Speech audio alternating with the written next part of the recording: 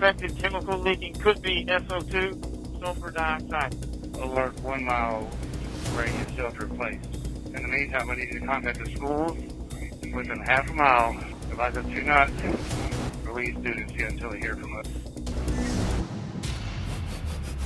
I can't believe that this is I mean, I thought somebody literally drove through the living room of my house. Yeah. It was insane. You know, it blows my mind. I hope everybody's okay.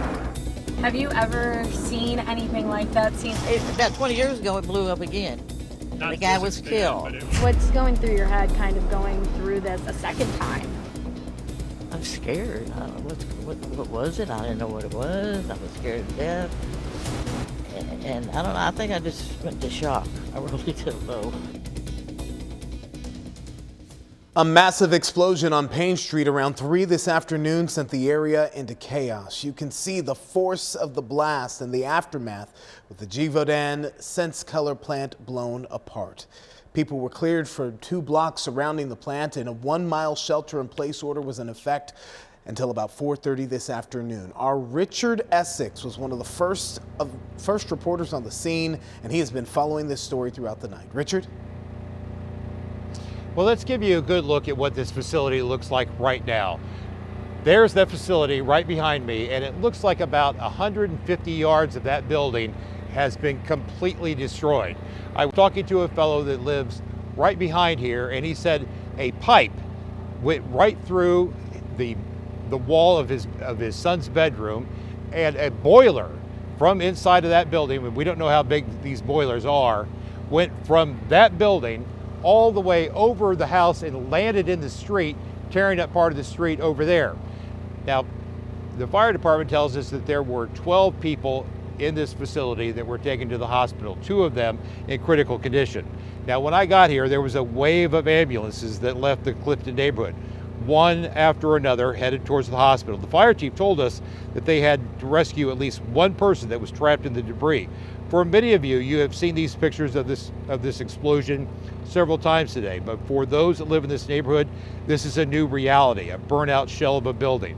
Now, we are told the company makes some kind of food coloring or syrup for drinks. I did see one man that was leaving the facility today, and he had what appeared to be syrup that had been sprayed all over the backside of him and on the front, and he had a big cut in his head, and he just stared going straight down the road with kind of a shocked look on his face. It's the same shock that's been felt by these people that live by this facility, but this is their new reality.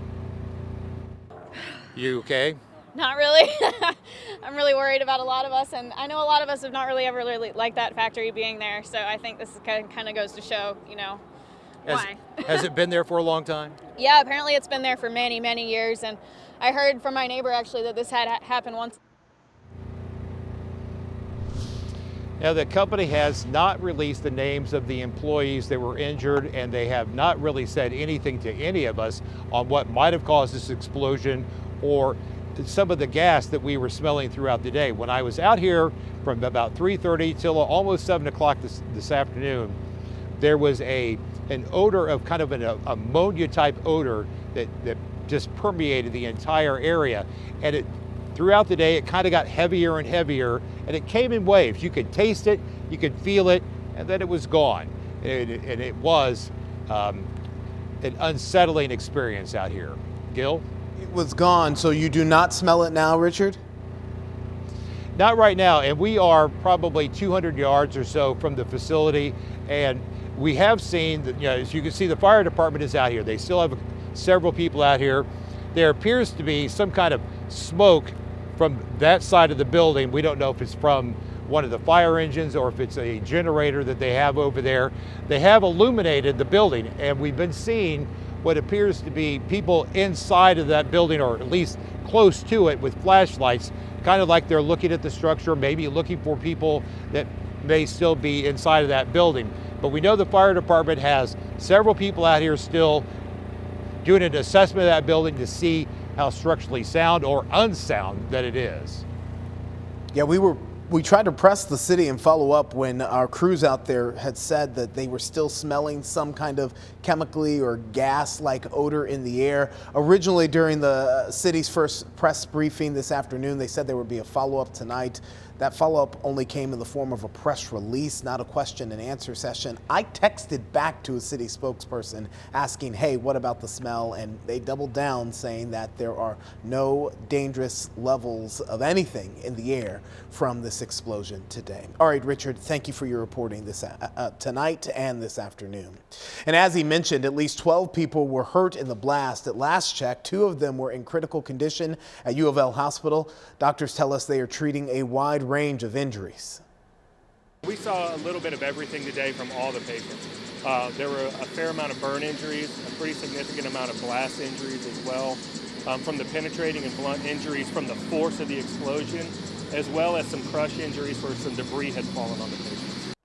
Dr. Smith credited EMS, fire, and police for all the teamwork today in helping get the patients to the hospital quickly.